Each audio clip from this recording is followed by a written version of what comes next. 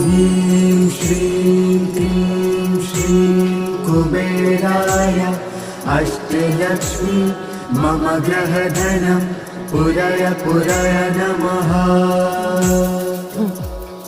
ॐ ह्रीं श्रीं क्लीं श्रीं कुबेराय अष्टलक्ष्मी मम ग्रहधनं पुरय पुरय नमः। ॐ ह्रीं श्रीं क्लीं श्रीं कुबेराय अष्टलक्ष्मी मम ग्रहधनं पुरय पुरय नमः।